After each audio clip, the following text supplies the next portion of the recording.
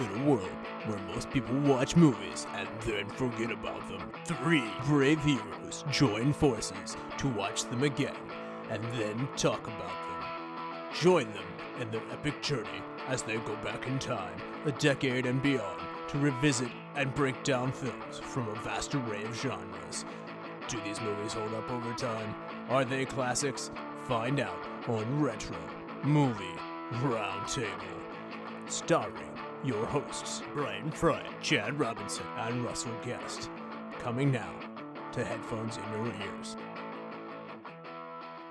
Welcome, all you lords, ladies, and knights of the Retro Movie Roundtable. Welcome to the show where we watch movies and then talk about them. I'm your host, Russell Guest, and joining me today are my great friends and co-hosts, Bryan Frye in Spokane, Washington. Good evening. Doing very well, thank you.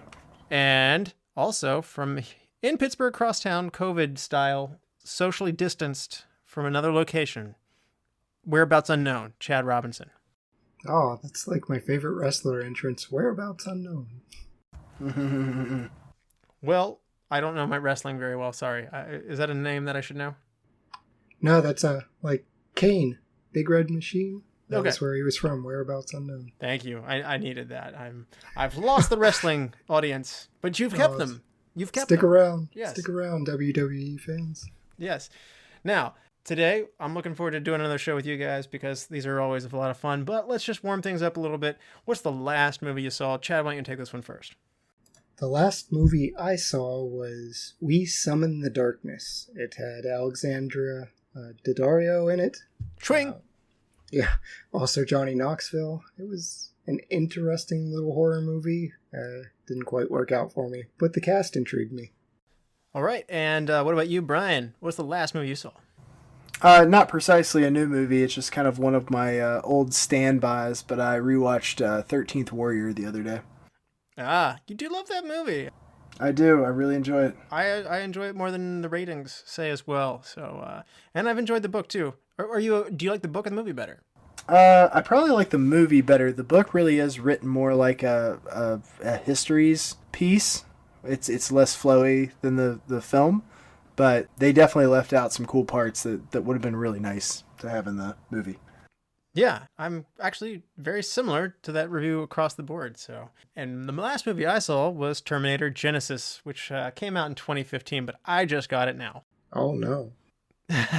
Is that the most recent one where Sarah Connor comes back? No, this is the one where Arnold Schwarzenegger is still in it, and Emilia Clarke from Game of Thrones is in it, and Jai Courtney plays Reese, who goes back in time, but the timeline of the 80s has altered.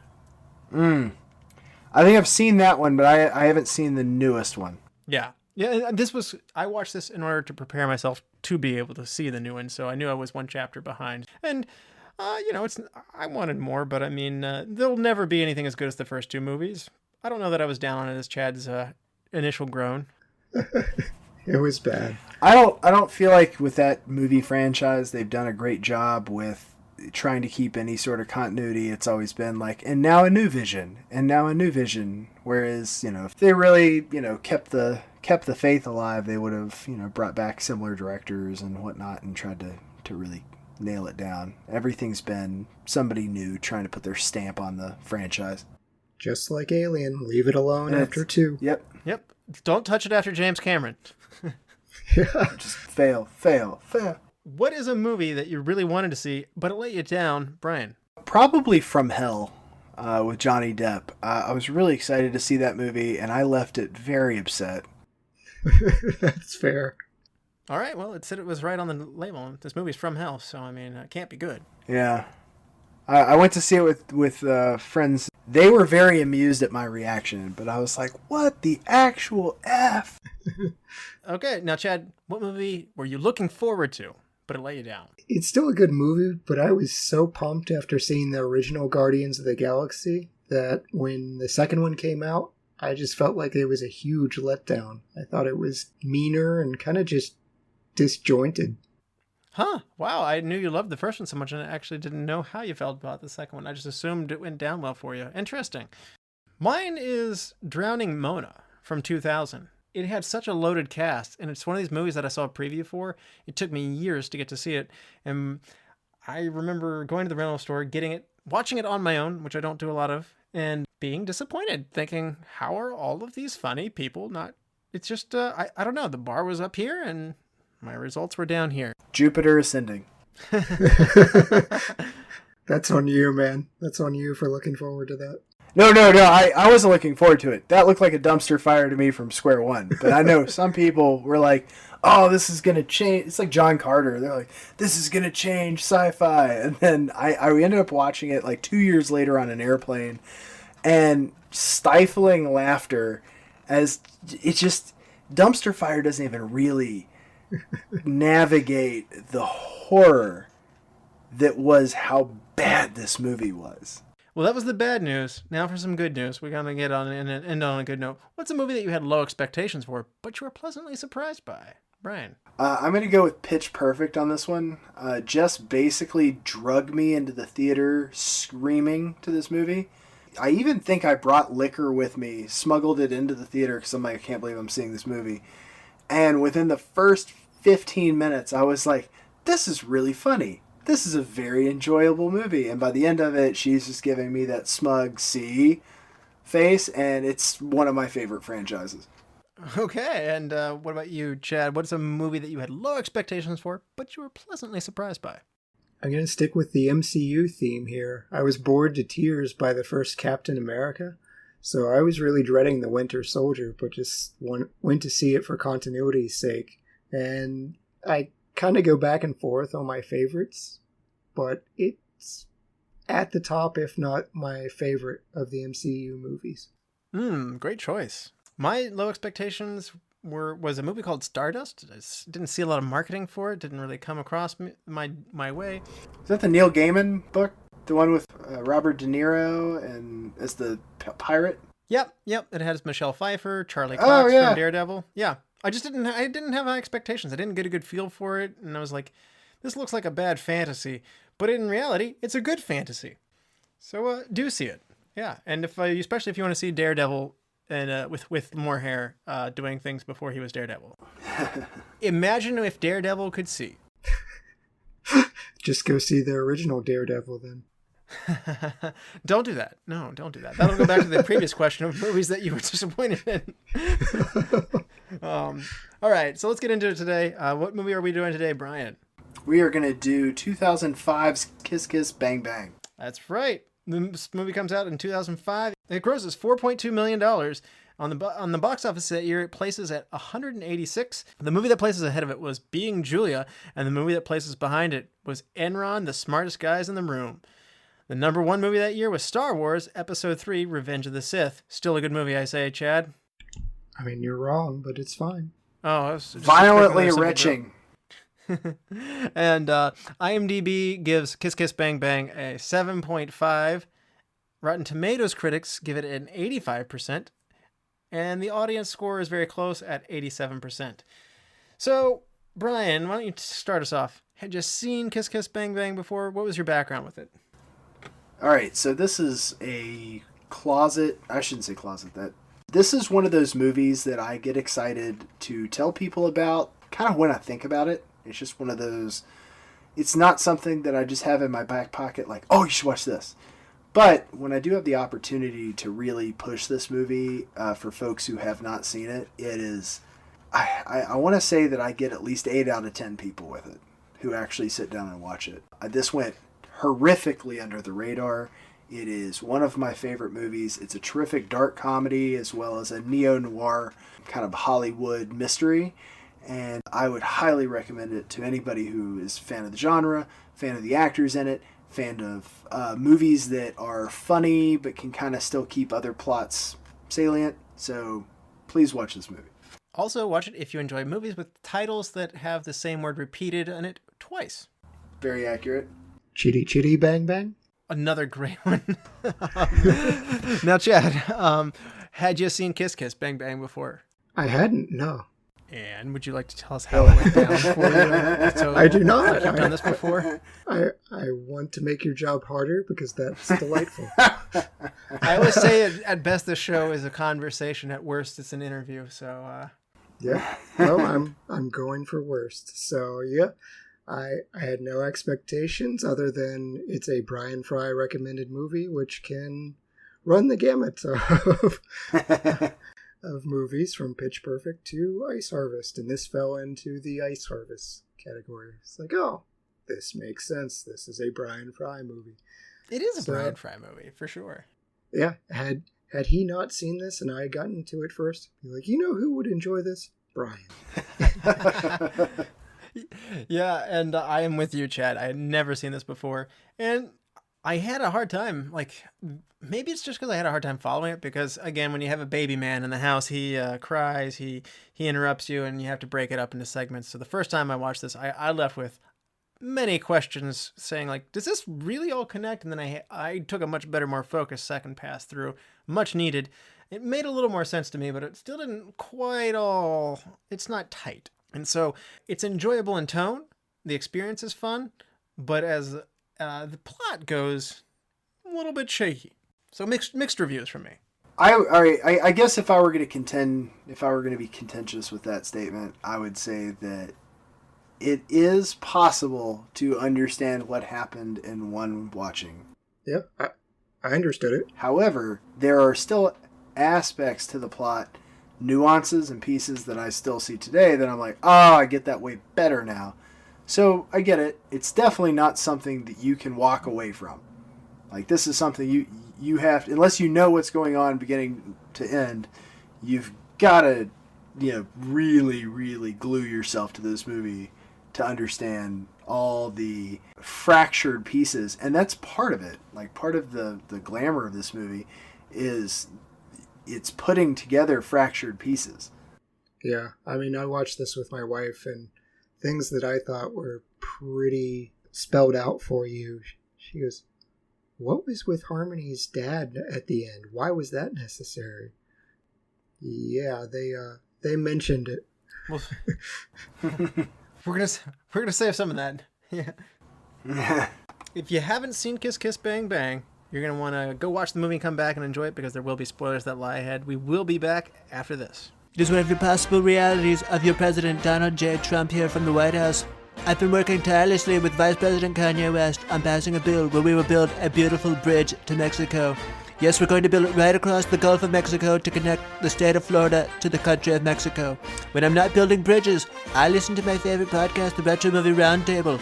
Please take a moment of your time to support this tremendous show by subscribing, rating, reviewing the show on iTunes, Stitcher, Spotify, Google Play, wherever your podcasts come from, even if they're from Mexico. Those 5-star ratings help people find the show.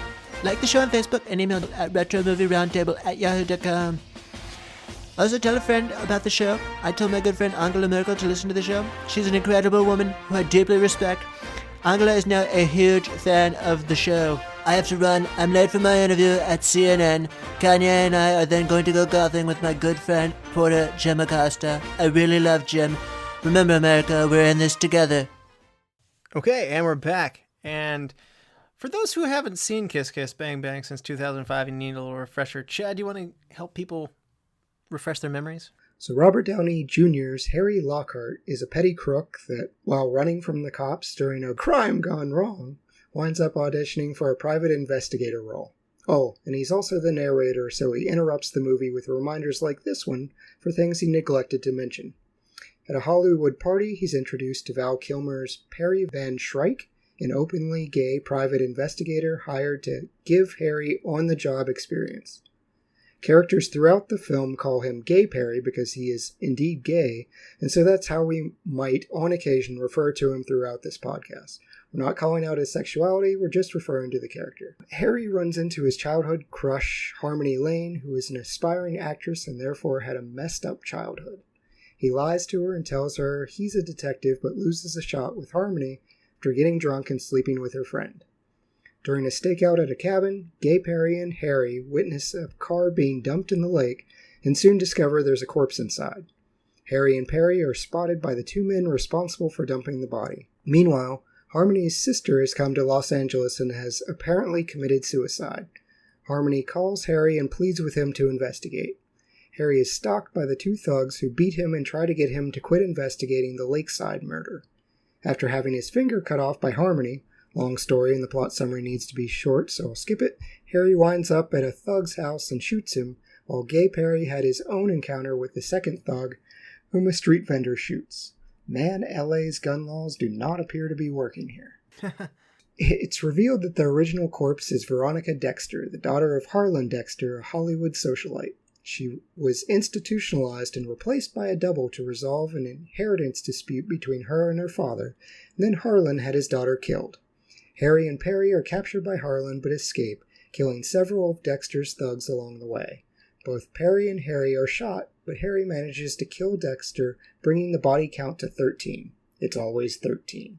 In a tragic wrap-up, turns out Harmony's sister actually did commit suicide when she walked in on Harlan having sex with his daughter's imposter, whom she believed to be his actual daughter. Oh yeah, Harmony had lied to her sister a long time ago that their sexually abusive father wasn't her sister's real dad, and insinuated it to be Harlan Dexter. Probably shouldn't have left that out. Her sister killed herself thinking this was another father figure having sex with his daughter. Dark stuff. The movie ends with Perry slapping Harmony's bedridden father who cannot defend himself, but that's a little strange, so I'll just mention Harry goes on to work for Perry and thanks the viewers for watching. Vanish. Well done.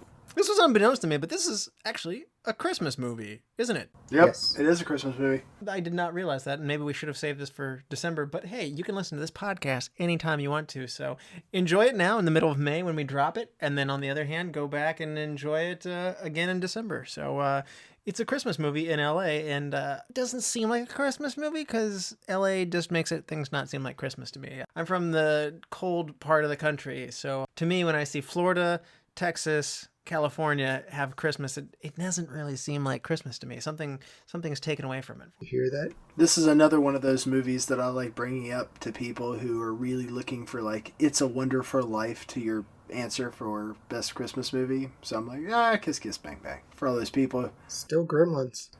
Oh, yeah, there were folks who get mad. It's like Die Hard. It's like, all right, fine, Lethal Weapon.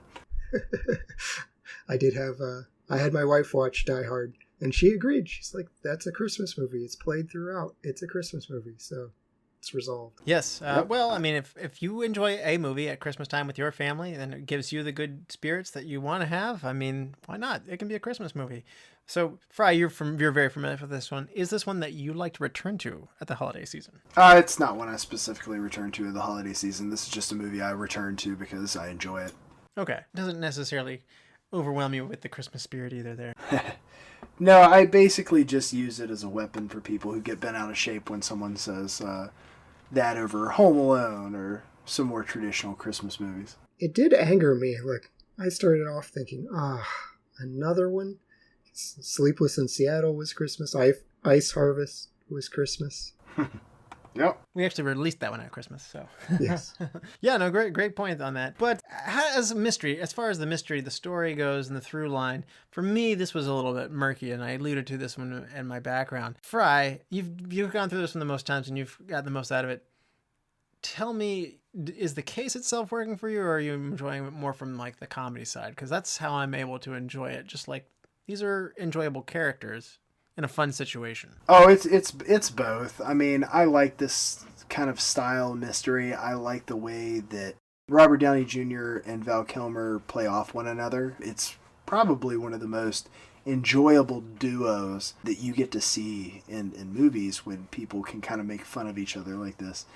And so, you have that aspect of this, and whenever you can have two main actors where there's not a whole lot, you'd say Robert Downey Jr. is the main character of this, and he is, but he and Val Kilmer are very interchangeable for that lead spot in my approximation, and I just love the way that they bounce back and forth. I'm detecting from you, it's like me, like, you like the tone, you like the feeling, you like the situations, but I was kind of getting at, as far as the story goes, as far as the mystery is written, is that working for you as well? Because that to me is, I mean, I'm putting my cards out early, like, this part of the movie doesn't go together for me as well. So I'm torn. Like I have this, like, I like much of what's happening, but on the other hand, there's this other part. It's like, you need to tighten up your writing. I think it's, in certain aspects, it's intentionally vague and loose at times because, like we said, they're comparing this to a fictional mystery novel, And I feel like the allusions that they use within it to say, hey, there's a reason you're not getting all these strands that are floating around out there. And I think that that's part of the fun of it. There's so many movies now that you can basically guess the ending, or you go into it like, ooh, I'm going to guess the ending. So you're always trying to guess who done it and what happened and whatnot. I think this is one of the ways, the formula for this movie is one of the ways that you can really keep people guessing, because they don't give you much in the beginning of this to even know why the mystery is starting, outside of the fact that you have an actor, or aspiring actor, thief actor, who is basically put with a private eye, and hijinks ensue. See, for me, it was Chekhov's gun. I mean, they mentioned the Harlan Dexter and Veronica Dexter at the party, and mentioned it was like, okay, combined with the fact that even though I know him from Psych, Corbin Bernsen looks like the bad guy. He's the bad guy. So that part was apparent for me. I'm kind of with Russell that the mystery was a backseat. I just wanted to enjoy the ride. I didn't really care about the case. I knew it was going to be Corbin Bernsen behind everything. Just them calling the two characters out at the party, it was too obvious for me. Yeah, it's a little bit like Scooby-Doo. We meet the guy who runs the amusement park at the beginning, and he has frowny eyebrows. And then later on, we find out all along it was the guy who runs the amusement park. Old Man Jenkins. I would say that outside, I mean, basically I'm drawing upon probably my earlier remembrance of this movie, but the only thing I had ever knew that guy from was Major League, although you could go in and toss out wild guesses on it, because they introduced a lot of people in that opening scene, like the guy who found him, the people he was introduced to, the trashy guy that felt her up while she was passed out. So if you're not trying, if you're actually suspending disbelief to watch this movie, I don't think that they give away anything early enough to where how they tie that around, like he doesn't come back into this movie until deep. So the hijinks just keep on coming. I guess without seeing it fresh again, which I can't do now, I never really got that feeling from that opening sequence. It could have been the girl named Jill that spells her name Jylle. She should be a killer. She probably does. And I think there's, to some degree, of what I'm talking about. This is not LA Confidential. There's a degree of sloppiness in the beginning, and I think it's part of the style. I think they want to have this Deadpool kind of quality. Obviously, this movie came out before the movie Deadpool was made, but I mean, this quality of breaking the fourth wall and being interchanged and scattered, and they want to portray Harry as being this very scattered guy, and so the story is being told to you in a very scattered fashion. It makes it a little hard to get your bearings. The first time I went through this movie, I actually was mistaken, and I thought Perry was in the business, and I was not real clear until, I don't know, they were just jumping out to their lakes, and I was like, oh, wait a minute, Perry is a detective, and this is who he's getting his detective lessons from. I somehow missed that. Again, I had a lot going on the first time. I don't need these things spelled out for me any better, but like, for instance, if you put them in a car ride out to the lake when he's like, okay, first rule about being a detective is this, second rule is being this, you can kind of set things up a little better. And I felt like we were really running back and forth, and he was going back and telling you about the girl who got away, and it's scattered on purpose. And I think, to your point, Brian, this is a movie that once you've come to love the characters and you've come to like the ride, these are things you're willing to overlook because it's all gone down for you and you've put all the puzzle pieces together.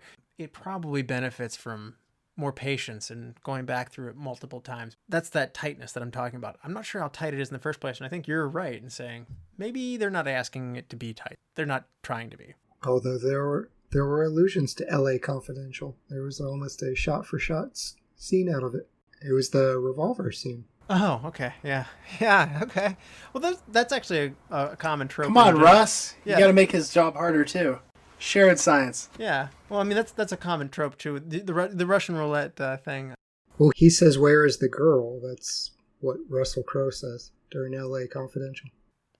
Wow. Somehow I didn't make the connection for those two things, but sly eye on your part. Good point. It was still a valid question in both movies. Yeah. Another thing that caught me off guard was keeping track of who's who in it. Again, there's the pink-haired girl, there's Harmony's sister, who we never really get a good establishment that she has a sister on there. So to me, that kind of came out later. That was like a bit of a soap opera move of like, we're 3/4 of the way through the arc of the show and I need something. She had a sister. They showed them when they were kids in the very beginning. Did when they? He talks about, yes, when he says she had a messed up childhood and it shows her sister being taken out of the room. It's true. Oh, I thought that was, I didn't realize that was a sister. Again, in the flashback, I thought that was her. So Sarah missed that too. So, well, you see what I'm saying? Like, it's like I'm having trouble. Who's Perry? Who's the sister? And I mean, that did affect my enjoyment to some degree. And I promise you, I'm not the most ADA or ADD viewer. Russell needs constant squirrel moments. A little smiley face that runs across the subtitles at the bottom, like sing along, but like that are also spelling out the movie for you. This is the bad guy. He is talking to the good guy. You need the Deadpool titles of "This is her sister. Bad things are happening to her." Yeah, and so we talked about the tone of this a little bit. The ride is probably, I think all three of us have said that this is the part that we like the most, though. What is it about that tone that you like, Brian? Because I think you're a fan of that noir kind of genre. As far as the humor goes, kind of describe the humor in this one. It's, I'm a huge fan of dark comedies. Most of the stuff that comes out of this is joking about basically testy topics. I mean, you look at, the jokes Val Kilmer makes as Gay Perry is one good example. Harmony and Harry's kind of playing off each other. We're saying like Brazilian, there's like Indian Joe Pesci, Brazilian Steven Seagal. Yes. The jokes they make on this is kind of one of a lot of stuff where it's like, so it's, it's that kind of humor that's will win awards for being uncouth. So it's kind of testing boundaries a little bit. It's playing with itself. I just really enjoyed the writing of this movie. It's my kind of humor. It's my brand. And that was something that you don't see in a lot of noir film. Yeah. Yeah. And I do think that it's not beat you across the face, ha ha ha, knee slapping kind of funny. It's kind of a dry, guys making fun of each other kind of humor. Yeah. Yeah. So it's a little mean spirited. Yeah. I mean, that's guy humor. We make fun of each other. Right. One of the things that I think that is interesting that they poke fun at along the way is Gay Perry. And it's one of those things where this movie has kind of made it an interesting time. In 2005, we're kind of getting to that transitional point where it's not much longer after this that these kinds of jokes probably aren't even going to be in movies after a certain point. They're using, the other F word. They're using people who are just very visibly uncomfortable around them. So on one hand, it's progressive in that Gay Perry's like disbanding all of these stereotypes because he's a tough guy. He knows what's going on. He's a detective and he's not effeminate at all. Like you actually would not segregate him as being a quote-unquote gay guy. But on the other hand, everybody around him is also uncomfortable and kind of homophobic at the same time. So it's one of those things where it's just like, it's an interesting transitional point where we are at history at this point, where it's just like baby steps, I guess. Yes. Yeah, his character was very interesting. That's kind of what made the point in the plot summary. I was trying to do a poor impression of Robert Downey Jr., but nevertheless, we will call him Gay Perry because that's the character's name. And it was a part of his character without being like, there were no romantic scenes or anything like that. He rolled with the punches of, yeah, I'm gay, so what? He called his gun something that will get me banned from the podcast for a month, so I'm not going to do it. But yeah, he made references to his gun, and it helped him get out of a pretty bad jam. So that was cool too. It's the one I keep next to my balls. I feel like that's another part of this movie that I enjoy more and more as I watch it, are little pieces where there's nothing really in the beginning of this movie that doesn't come back into play later. I don't know if that's true. We meet a superfluous blonde actress that has nothing to do with anything that she's in a horror movie. We've got the guy who beats him up.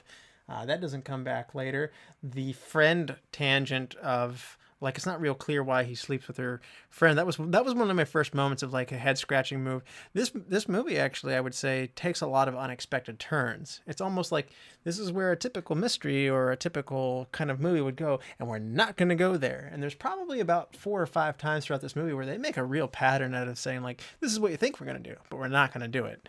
And there's a certain point where it's just like, okay, you're taking that left turn every time, and there's a reason movies usually take that other turn sometimes. So it's one of those things where they really go out of their way to not be cliche. I think if you point out every blade of grass in the yard, then you're missing definitely the flowers. So, they bring the gun back into play. The fact that he has fast reflexes, catching things, comes back into play multiple times. Even the blonde stewardess that he talks to before anybody else at the bar comes back into play. Almost everything that they really make a earmark point of either telling a chuckle under your breath joke about, or I feel like they really do earmark things for later, and then not only does it come up once, but possibly twice or more again. Yeah, sleeping with her friend, I think, was just to further hammer home he's a screw up. And you're never going to get this girl. Like, you literally are never, yeah. He is so close to getting what he wants and getting the girl, and he keeps messing it up, and that was the whole point with the friend. Yeah, that part that actually frustrated me at some point. I kind of looked over at Mary, like, who was watching with me, and I go like, "What? Why did this happen?" So in a way, that is a plot point. Even though that character doesn't come back up again, that's a plot point that comes back around over and over again because he still messes up trying to get with the one girl he wants. And there was this has to do with the scattershot beginning that I was kind of going on. Like, do we see a reason why he was a thief in the beginning? Like, does he use his thieving skills to some degree at the end? Because we start with him, like, being an actor falling into a situation that he's not in, kind of reminding me of another movie, like Get Shorty. Like, this is somebody who's fallen into a situation that they're not comfortable with, and next thing you know, they're caught up into this other thing. And in which case, this happens to be the Hollywood scene for him. So he's a thief, a criminal, who's fallen into the Hollywood scene, and he's just going with it. But do we actually need that whole part? Like, couldn't he just be a guy from the Midwest who went out to LA and then landed in movies? Well, it goes into how he got shot in the first place, and then there was also a certain level of humor about, them actually being held up by just a random woman with a gun from her balcony. And then his emotional instability after seeing his friend get shot and being shot himself, running into an audition and actually nailing it because he's all messed up from being shot and literally was in a similar situation with his quote-unquote partner at the time. So these are all plot points that really do tie in, even if you didn't get how they tied in at the beginning. That was the beginning of Lethal Weapon, the ghost spit. Yeah.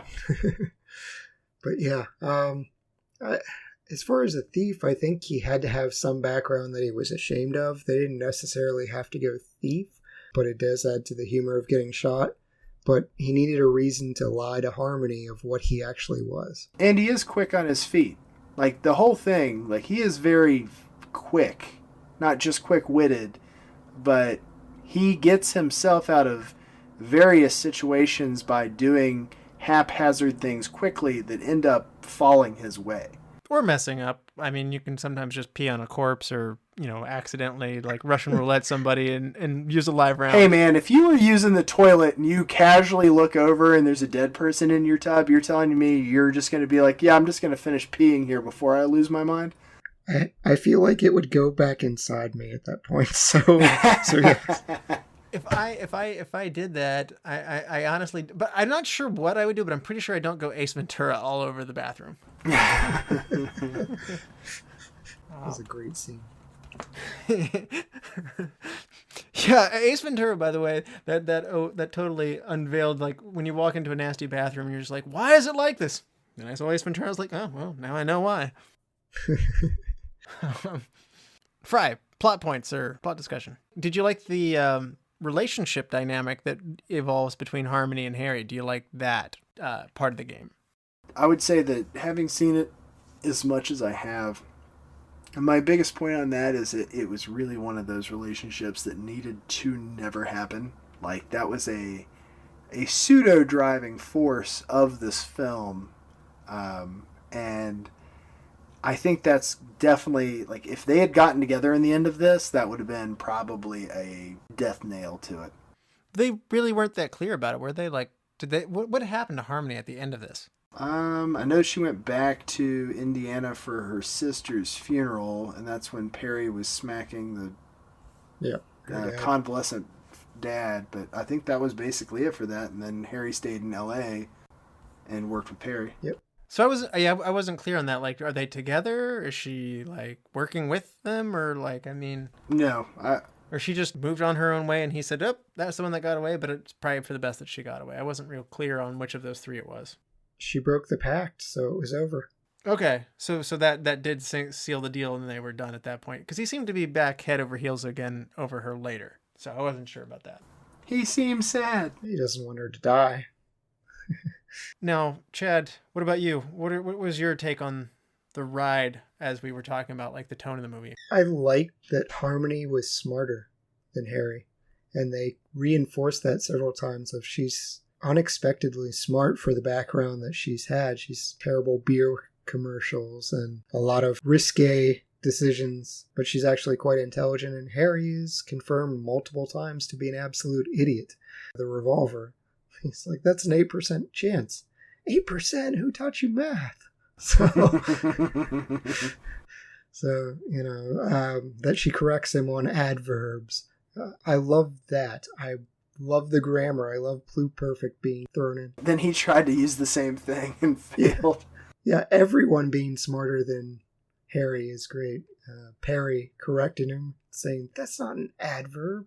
So, I wanted more of those jokes to continue, but I love the relationships in this, and I really think Frye hit it earlier. That's why it works.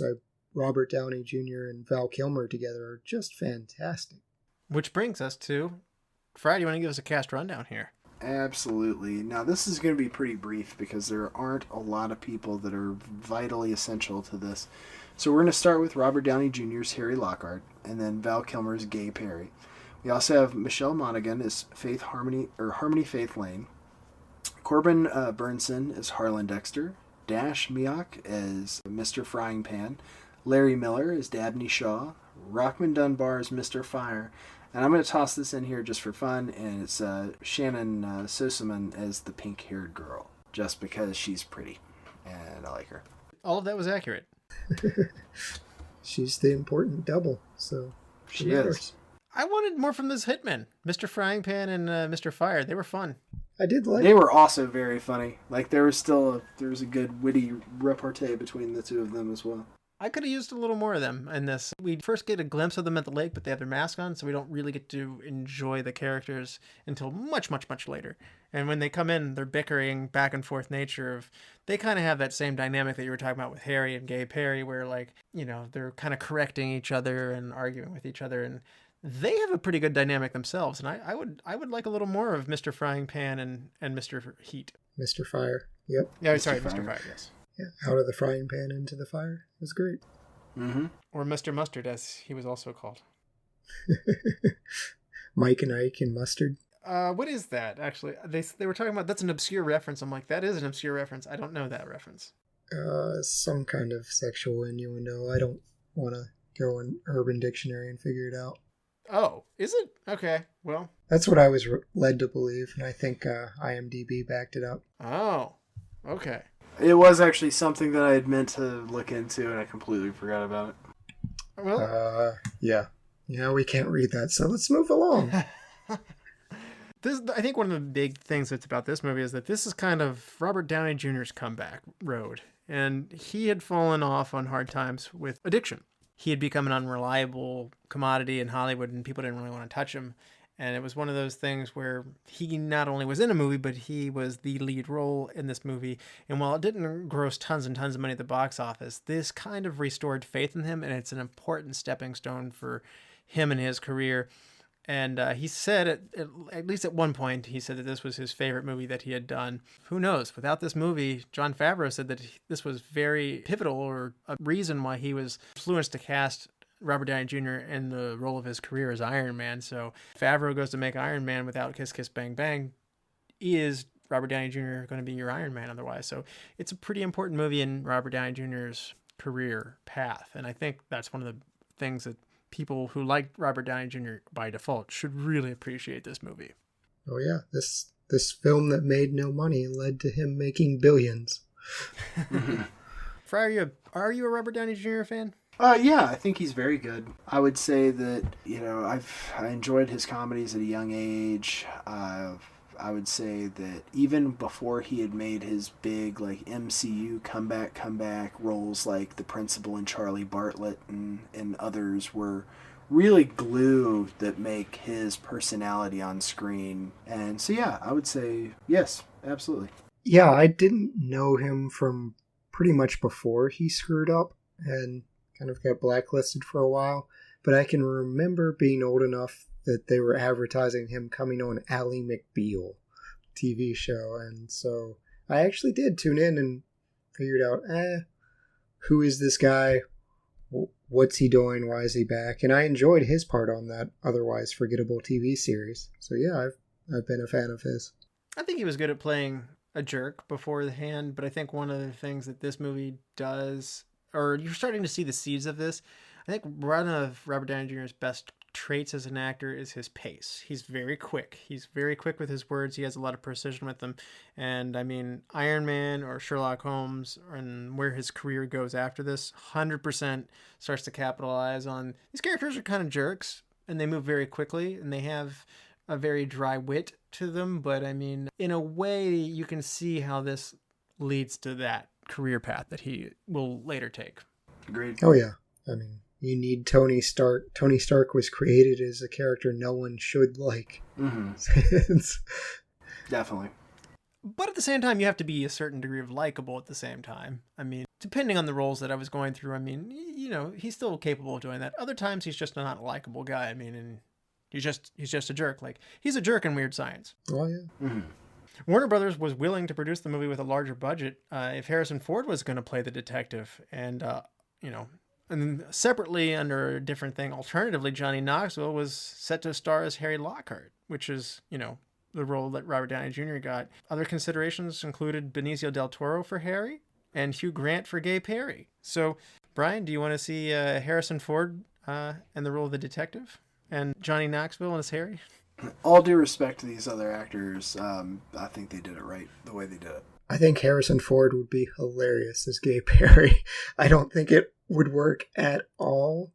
And I can't ever see a marquee with Harrison Ford and Johnny Knoxville co-starring together. Yeah, I was going to say that billing was not necessarily what was going to happen. These were just separate things at separate times. I hope so. But Hugh Grant wouldn't have lent the same kind of gravitas as Val Kilmer either. Hugh Grant's not exactly intimidating. Yeah, I don't want to see Johnny Knoxville in this one at all. Although he was in the movie I just saw, We Summon the Darkness, and he was a bad guy. Any other casting comments you wanted to bring up? I don't like seeing Benicio del Toro in starring roles at all. I mean, maybe as a side character or as a secondary. I could see him more for Gay Perry possibly than Harry. That's an odd choice. They realized that and that didn't happen, so. Yeah. Val Kilmer actually met Robert Downey Jr. for the first time at a Hollywood party, and a week later he received the screenplay for this film, and he agreed to do it before he even finished reading it. So upon agreeing to do it with much delight, he was informed that Robert Downey Jr. had already been cast. So it's one of those things where I don't know when they tell that story if party made it happen or if they knew it was going to happen, and then Robert Downey Jr. went out of his way to meet him. So it's kind of one of those chicken or egg kind of things where it's like, either way, that's pretty neat. Yeah, he said he had to lose 50 pounds for this movie? Yeah, absolutely. Yeah, Val was kind of heavy at this point. Yeah, he wasn't in Batman shape at this point. He was in Alexander shape, and nobody's in good shape when they're in Alexander. It's just, that's a bad movie. He actually dropped 50 pounds for this movie from Alexander weight. He had to get into better shape to be the cool detective guy. There was a reference for that, though, because he referenced Colin Farrell taking Harry's part. It's like, good point. No. Yeah, that's a good connection. I actually was expecting and a little disappointed we didn't get a Colin Farrell cameo at some point. Like, that would have been nice at the party or something like that. And then had Harry said something to Colin Farrell, and the guy would have been like, what's that guy's deal? Or who's he? Who is he? Man, lost opportunity. I could see him being the handsy guy with harmony. And although the film leads us to believe that characters played by Robert Downey Jr. and Michelle Monaghan grew up together, there's actually an 11-year age difference between them. And that was another one of those things that was kind of sitting there, kind of making me go like, maybe they need to get an older actress than Michelle Monaghan. Yeah, they did not look like they were growing up together. I don't know if you count all the drugs and stuff. That can kind of age them out. I assume she had some drugs too, given her backstory. Yeah. No, she had sex. It counts. Keeps you young, I guess? And then another fun casting comment here is Lawrence Fishburne, Morpheus from The Matrix, was the voice of the bear in the fake commercial. Yes, he was. So the film is based very loosely on Bodies Are Where You Find Them by Brett Halliday. The film was strongly influenced by other works from Raymond Chandler as well. The original film title in this one was You'll Never Die in This Town Again, which I kind of like that. When Harmony is seen on the bus leaving at age 16, she falls asleep with a Johnny Gossamer book labeled You'll Never Die in This Town Again on her lap. So that was a fun tip of the hat there. Again, this has a tradition steeped in this kind of pulp novel kind of thing. Did you feel like those elements of that old mid-century pulp novels are kind of injected into this, that noir thing that you love so much, Bryan? Oh, certainly, and that is why I like it so much. Is there's so much there.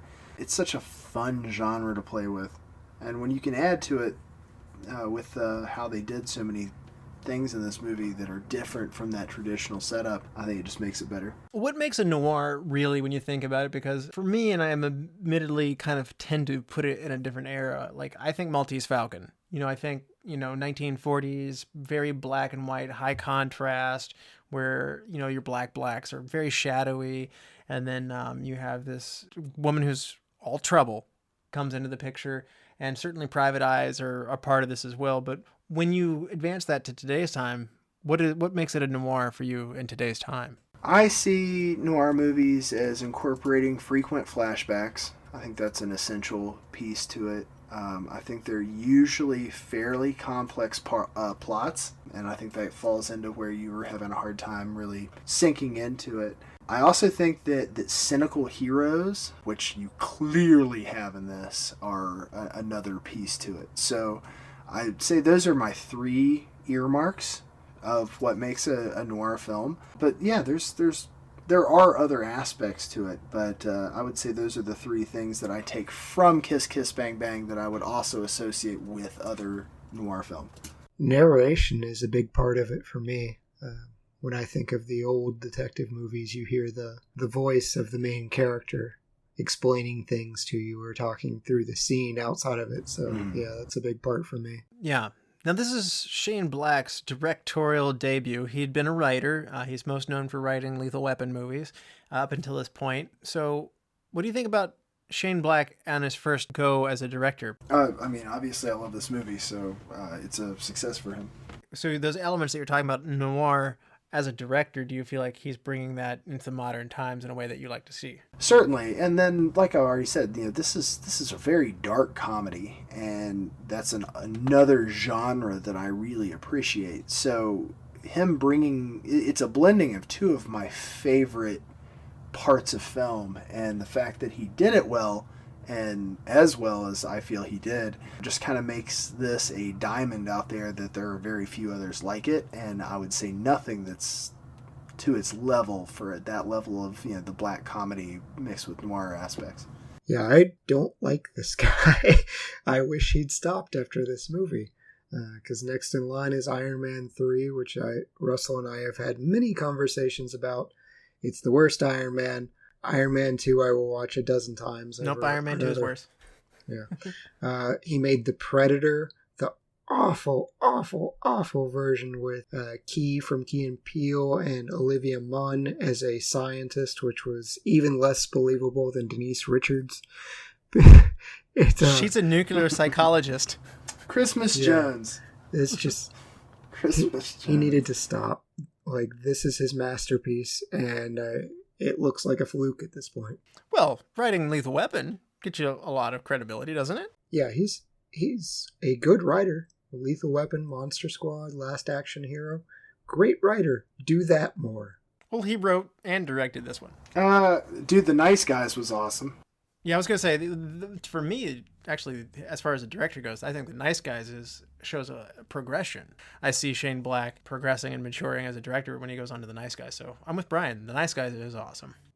I have not seen that due to the other movies. Oh, you should. And it's a very noirish film as well. I'm skeptical. It's set in the 70s instead of now.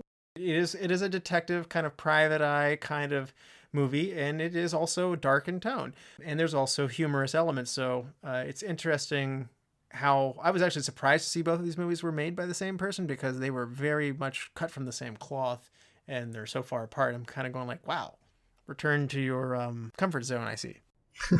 Right. Yeah, he can keep making movies like this all he wants. Fair enough, but don't mess with any established franchises. Is that our rule for him? Well, I mean, Robert Downey Jr., I think, helped him get Iron Man 3 as a director. Yeah, I mean, right. It was a big thank you because, again, I think Robert Downey Jr. is fully aware. I don't think he gets to be Iron Man and thus probably afford a much larger house or multiple larger houses and nicer cars and, be loved again without Shane Black taking that chance on him because, like I said, he was kind of damaged goods at the time. Oh, yeah. Right. Yeah, this was a big turning point for him, and I think it's also telling. I think he said in an interview at one point, this is his favorite movie with himself in it. Yeah. So I feel like when you have the laundry list of film that Downey Jr. has done, to say this is his favorite when it's easily one of his most obscure is very telling. I thought it was U.S. Marshals. Why did you kill that boy? Sequels that didn't need to happen. I still watched it. They did get my money. If they made a U.S. If they make another Tommy Lee Jones, fugitive U.S. Marshal movie, I will watch it.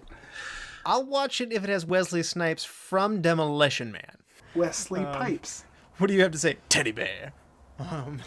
He needs money, so I don't think he's saying no to much right now. Yeah, I do. Simon Says Die. Sorry about that. Yeah. But I mean, Shane Black also mentioned that he had a hard time getting this made. Not only had he written the Link the Weapon things, but those were kind of in his rearview mirror. And he said that did not give him the leeway or credibility to just roll in and get a big budget. So it kind of helped that Downey Jr. was a good bang for your buck investment. And Val Kilmer was also not like tearing it up at this point in his career either. So it was kind of a proving ground for everybody, and everybody kind of came out of this better. I'll also say a couple other things for him, and we briefly touched upon his writing. The Last Boy Scout was a movie that I had a lot of fun with, as well as The Long Kiss Goodnight. So he really did a lot of stuff in the action genre, starting with Lethal Weapon, where it has that comedy piece. Last Boy Scout has its comedic moments. Long Kiss Goodnight here and there, but then when he actually gets to direct the stuff that he writes, I feel like that's where the gems come out with his writing. Like Iron Man 3.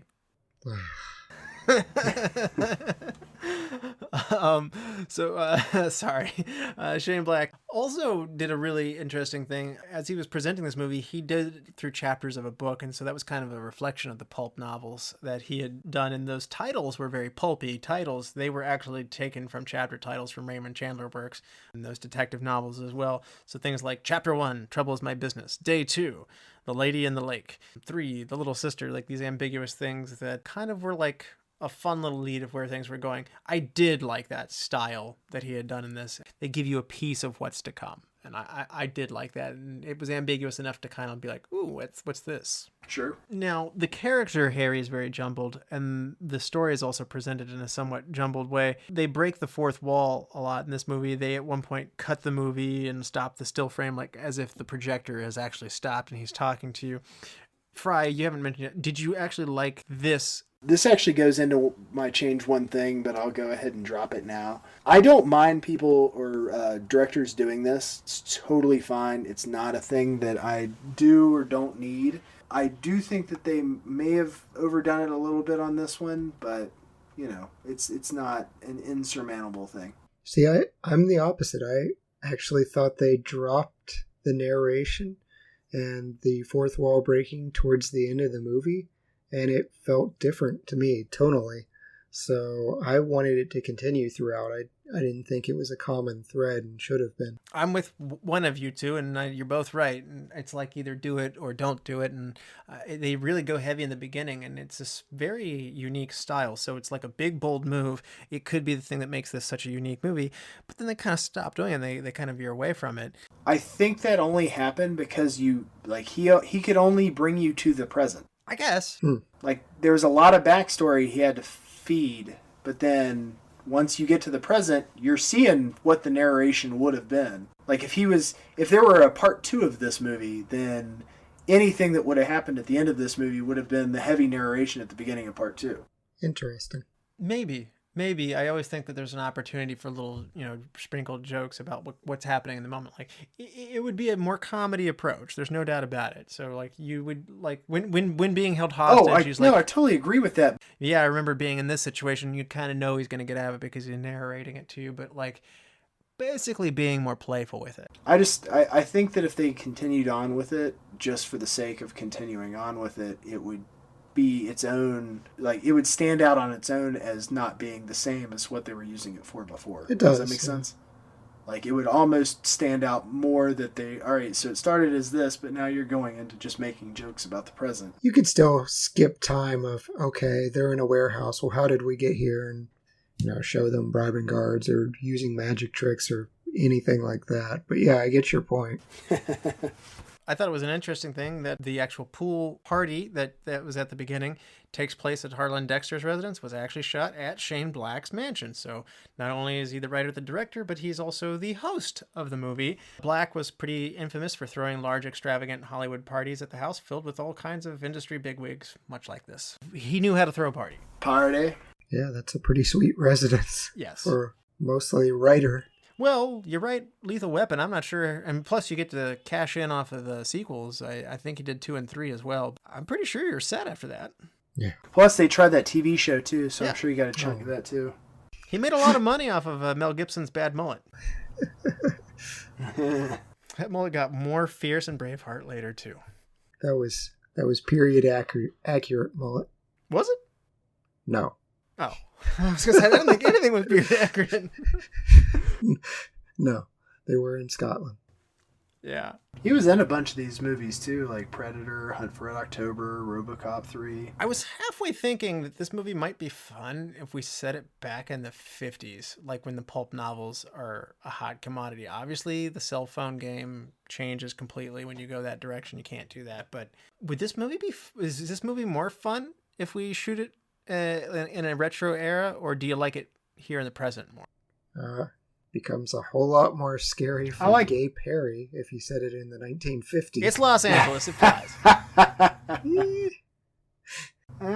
I like the progression of making these movies relevant today. There's nothing that says a noir movie needs to be black and white. I was listening to another podcast. It was a video podcast talking about some of the misconceptions that are frequent in non-heavy moviegoers, and they were like, well, a noir movie, that means it's got to at least be black and white, right? And I'm just like, jeez. So there's a stigma around on some films, especially among laymen, where it's like, let's prove it wrong, let's bring it back, let's make a whole run of these things now, because why does it have to have a heyday 40, 50 years ago when we can still play with it today and be successful? There's truth in that, but at the same time, I think the movie that you had us watch with Ice Harvest back before, which was a modern noir, felt like it was inhabiting this dark world, and there was a dark, shadowy nature to it, and there was this rusty, cold grit to it that I do associate with noirs, something like LA Confidential, which, yes, it's sunny California, but they put all these filters on it that made this have this golden wash. And there were no reds, no greens, no blues. It was very yellow, very shadowy as well. And there are these stylistic moves where noir does tend to have this visual style that kind of gives you that world of darkness. And this is a dark world. And this movie didn't necessarily have that per se. It's Hollywood. I mean, what percentage of this movie happened during the daytime? I mean, I'll just start there. I bet there is 85 to 90% nighttime versus 10% day. True. True, but I mean, things are very fully illuminated, though. This is what I'm saying. There's not a lot of darks in terms of its contrast levels and stuff like that. I like the modern day setting. I like when they try and do something new. I liked when Sin City was more modern day. Oh, yeah. Dude, love Sin City. Yeah, I completely agree with that. And then especially their use of color, like when to have it and when to omit it, was awesome. That's what I'm getting at. The visual choice of that. And I was questioning if we're doing Noir today. LA Confidential did do something like that with the filters. Sin City did do that. Ice Harvest made that choice as well. This movie didn't do that as much in terms of its color palette, in terms of its use of lighting. So I'm asking myself, could it have? Should it have? I think there's some interesting pieces, especially with swimming pools at the beginning and Harry and the blues they choose to use. The contrast of Harmony's skin to the red bra she's always wearing. I mean, that's always a fairly earmarked piece of this, like if it really keeps throughout the entire movie. Pink hair is also a recurring theme piece to this, and that's a stark contrast to everything else that's going on. I think that maybe just because they didn't settle on one thing and then hammer it out throughout it, they just kind of cherry-picked a couple things they liked and then went on with it. And that's, again, that's one part of film noir that, you've associated with it, but it's not the sole part. So it doesn't need to have every aspect. True. Very true. I feel like he does a much better job of that again in The Nice Guys, though, later. I mean, I feel like that is tonally, I mean, he nails, I mean, yes, it's set in the 70s, but I mean, I think I'm just saying, this is his first movie, that's all I'm saying. Second down the line, third, fourth, whatever, he shows growth later, and he does learn and I think better master those things. Well, from a differentiation standpoint, I can say that at least from what I remember, Nice Guys happens almost exclusively during daytime. In the same density that this happens at night, that happens today, like 80-20, 85-15. I don't want to go too down that road, but interesting comment on that as well. That is a interesting contrast as well. What do you think about the soundtrack, Chad? I thought it was pretty cool that Robert Downey Jr. actually composed part of the soundtrack. I liked the allusions for Perry with the I Will Survive, and I really liked the soundtrack being paired with the kind of Bond-esque opening credits. I thought that was really cool too.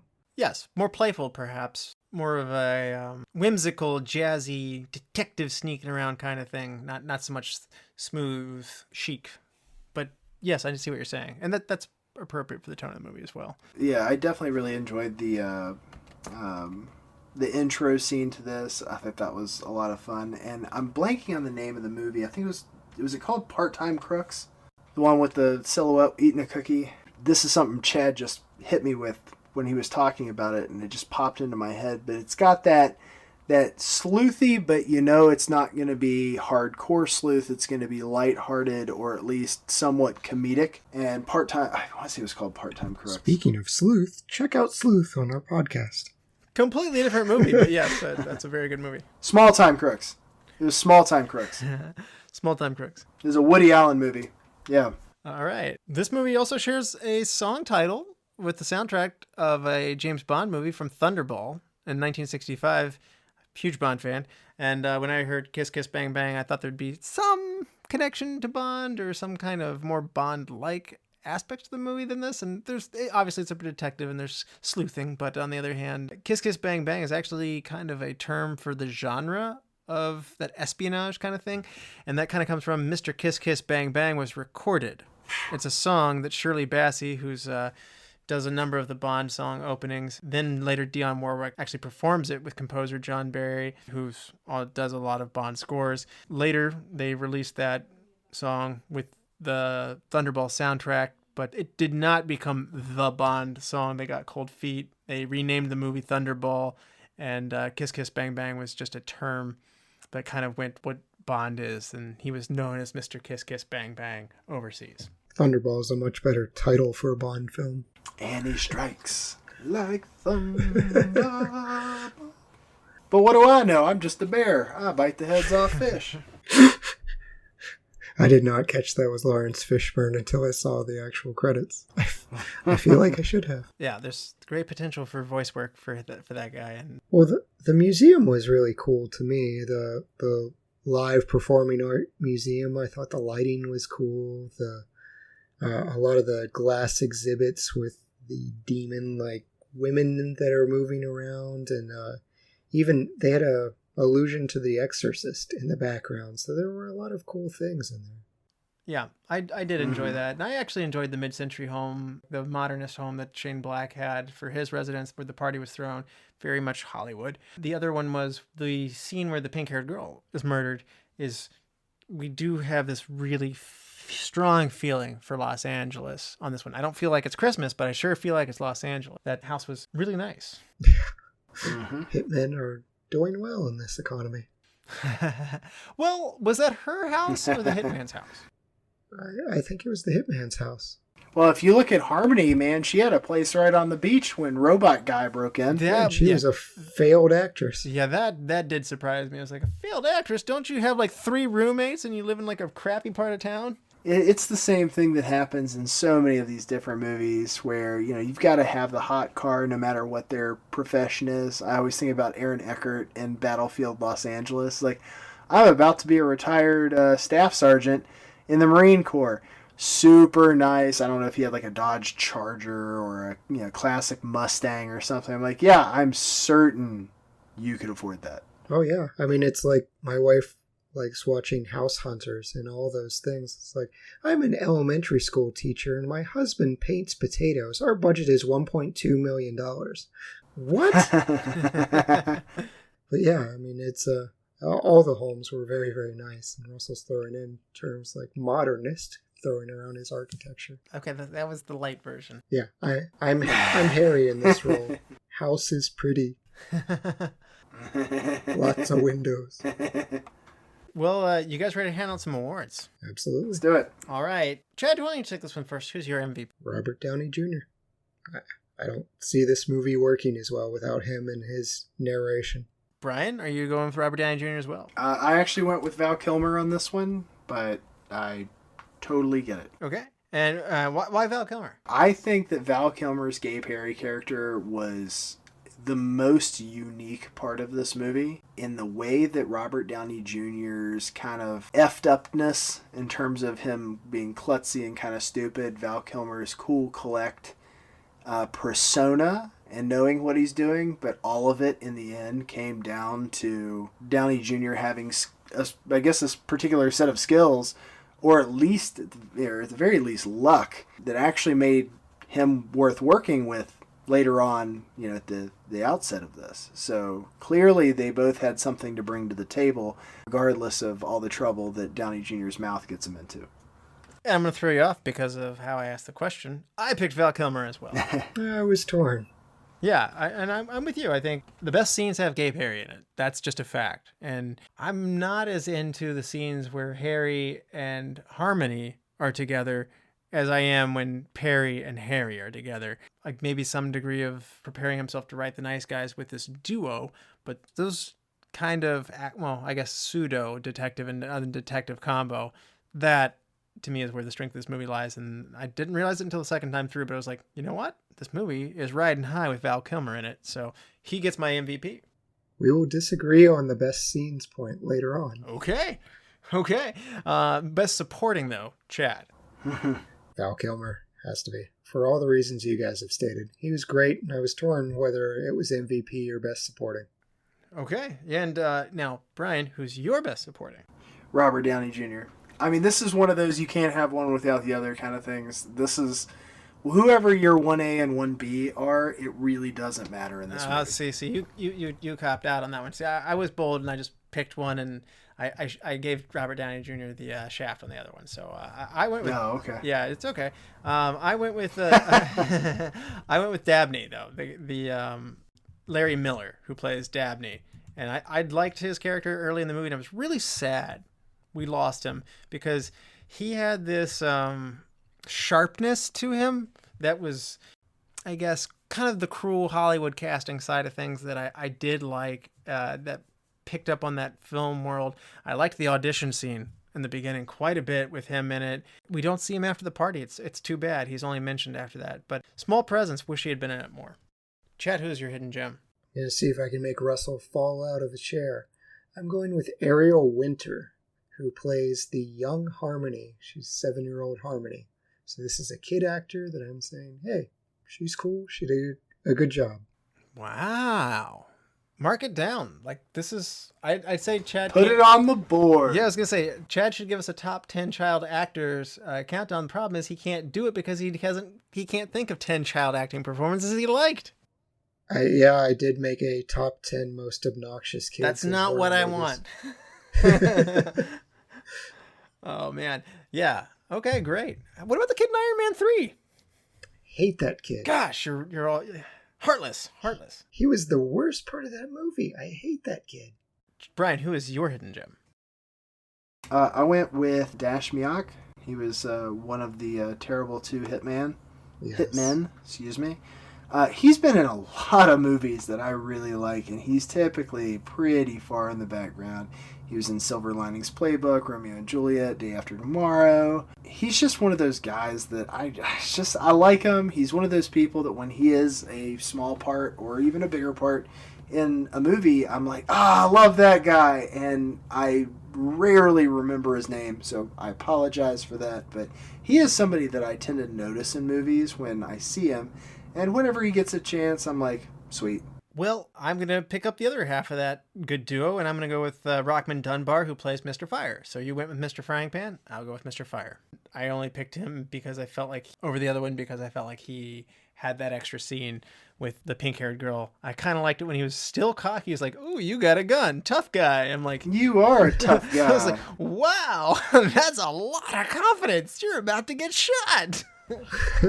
You are a tough guy. So that broke the tie for me. Also, getting kicked in the crotch, adds another little bonus there too. So.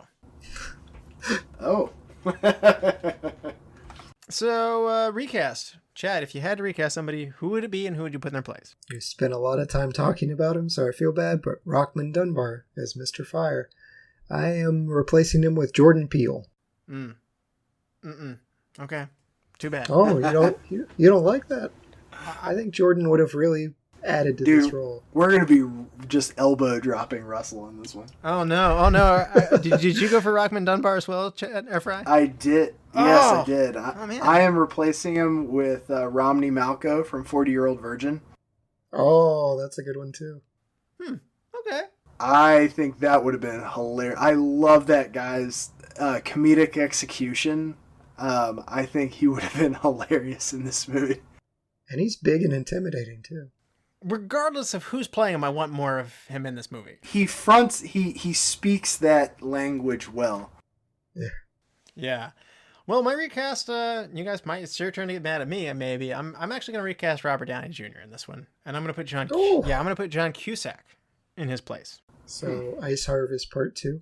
They were made in the same year, so I think. So it's one or the other. John Cusack probably can't be in 2 places at once. Although he made Must Love Dogs in the same year, so I guess he can fit a 3rd movie in. And he's 1 year younger than Robert Downey Jr., so that 11-year age difference is kicked down to 10 years age difference between him and Michelle Monaghan. My only knock on this is I would never have wanted Cusack to have done this and not done Ice Harvest. So I would keep them both exactly where they are because now I get both of these movies. I just felt like, and I'll explain. I think John Cusack would have done a great job with the narrator. His cynical nature, I think, is very fitting for this character. Robert Downey Jr.'s fast-paced nature actually might be better for the know-it-all detective. It would be a very different Gay Perry, and I still would pick Val Kilmer over him. But I think Robert Downey Jr. probably should have been auditioning for Gay Perry's character. I felt like John Cusack would have a much better, like, what's going on kind of look on his face, as well as the I've had it up to here, the finger getting cut off thing. That would have been really good on that one. We've seen enough him pining over the woman that got away, a la High Fidelity and Hot Tub Time Machine for that matter. And I just I'm a huge Cusack fan, and I like him better than Downey Jr. I'm not going to lie, across the board. So this is just one of those ones where I'm like, I like Robert Downey Jr., but I think I'd really like to see Cusack. That was like 2 solid minutes of you being wrong.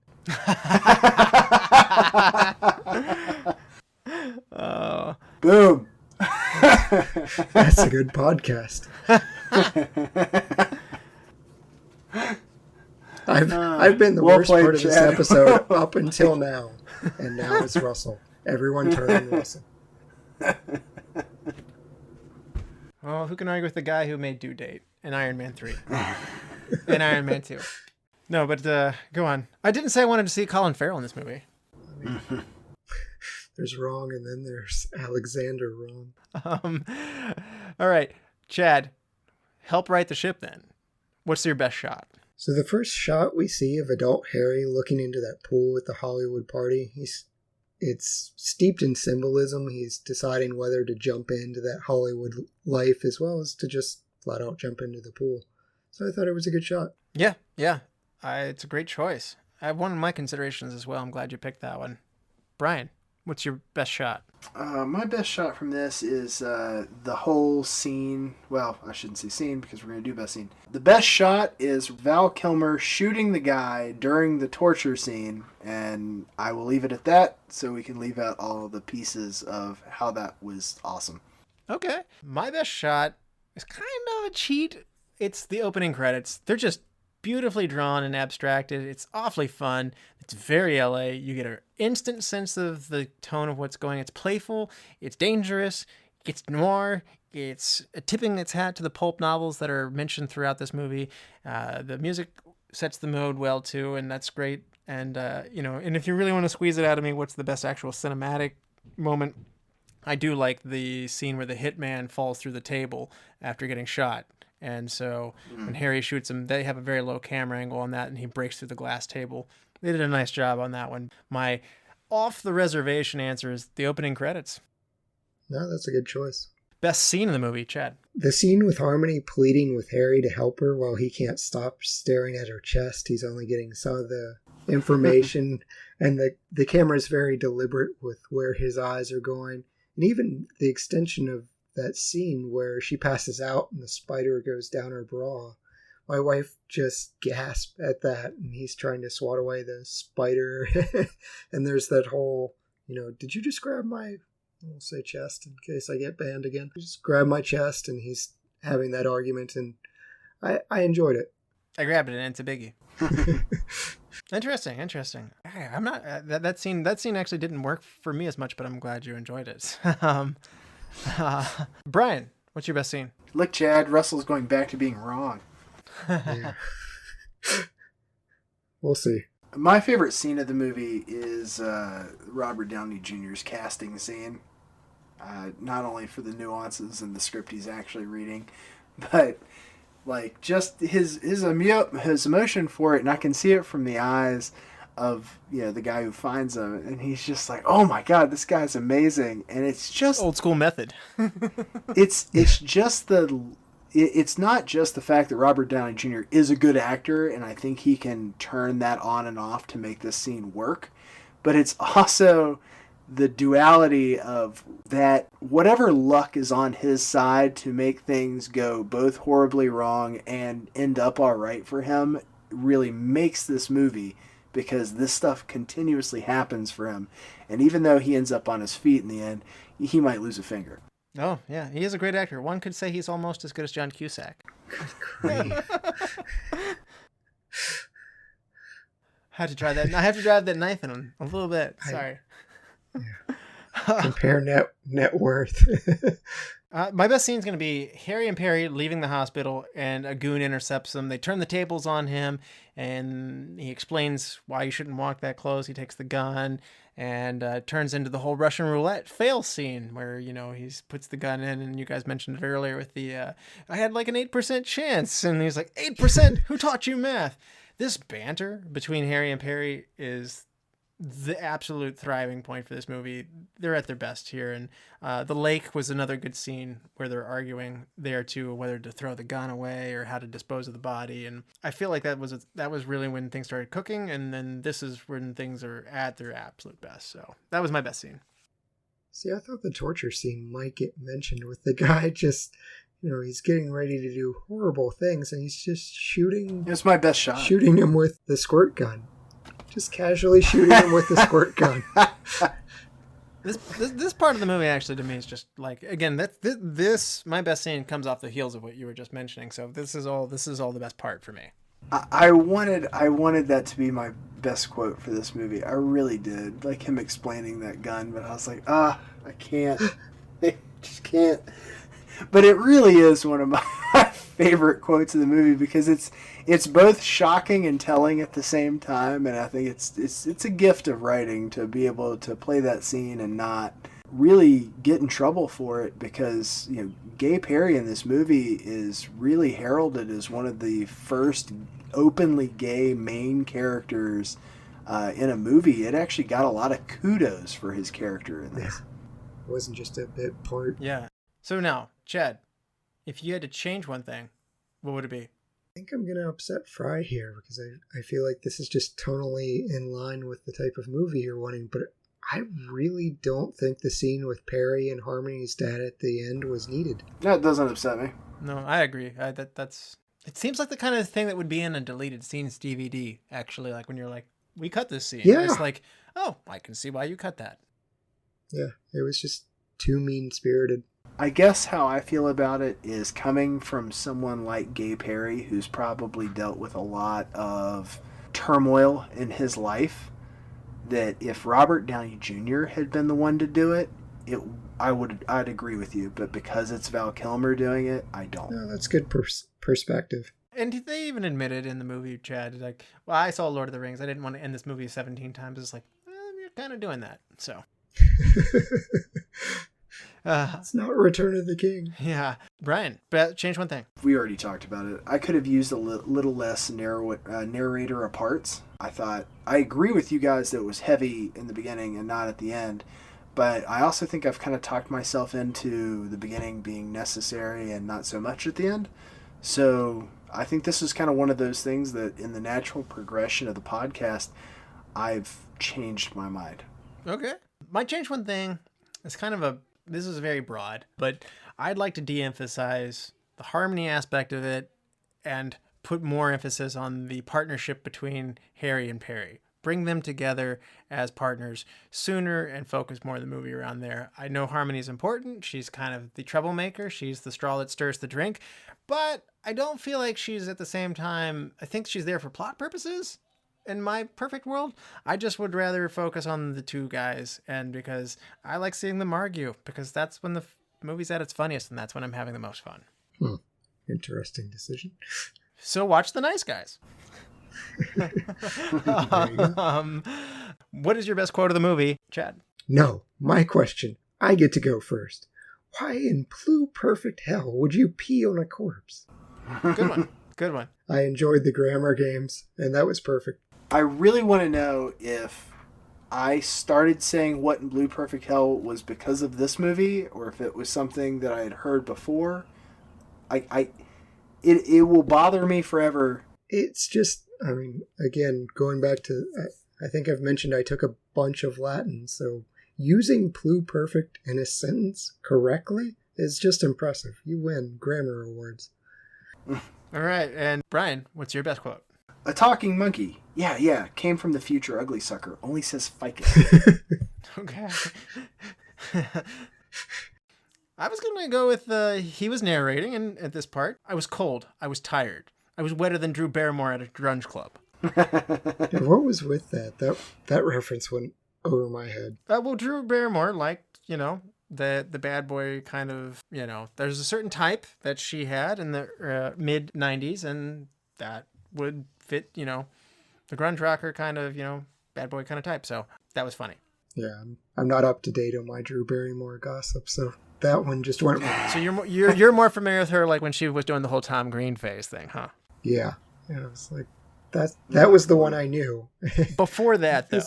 I happily haven't thought about him in a really long time. Yeah, surprisingly, we haven't done Freddy Got Fingered yet. Daddy, would you like some sauce? Well, when we run out of all other movies, we'll get to that one.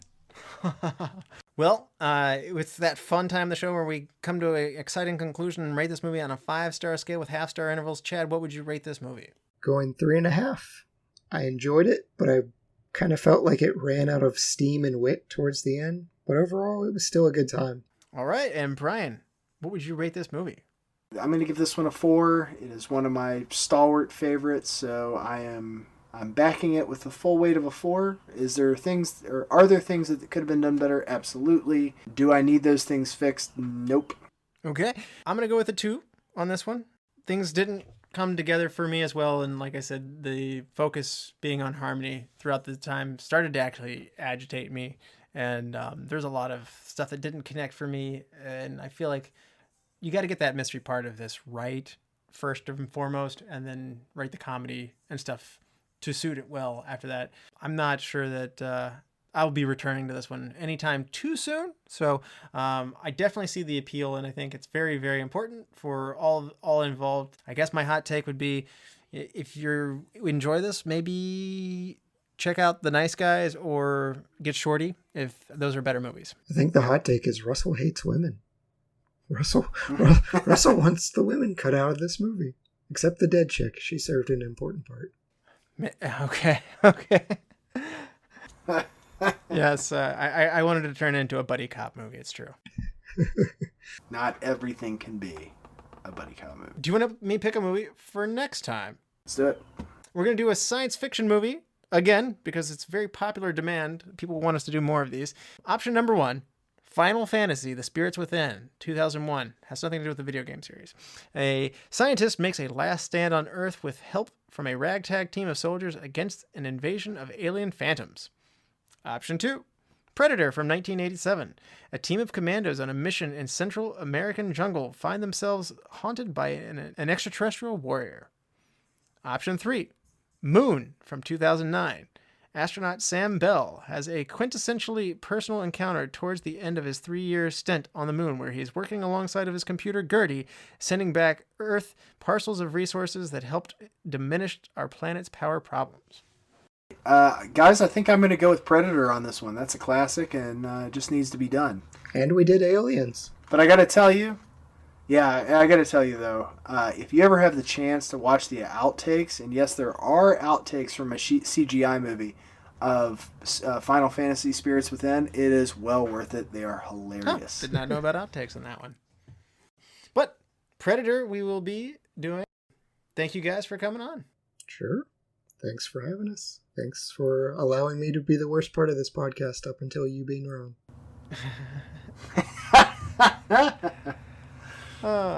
Bombs over Baghdad. Fantastic. And thank you all the lords, ladies, and knights of the Retro Movie Roundtable. We invite you to reach out to us. We want to hear from you. So subscribe, rate, and review on iTunes, Spotify, Stitcher, Google Play, wherever you get your podcast. Those reviews help us make the show better, and they help others find the show. We really appreciate that. Give us a like on Facebook. Follow us on Twitter at @movie_retro. Email us at retromovieroundtable@yahoo.com. Producing and providing this podcast is fun but not free, and we invite you to support the show at Patreon at www.patreon.com/Retro Movie Roundtable, all one word. And we will put any donations we get toward making the show better, not just in our pockets. So thank you as always for listening. Be good to each other and watch more movies. Bryan? Well, you're all effed up. You look like shit. But no problem. All you need is a better cut of cocaine.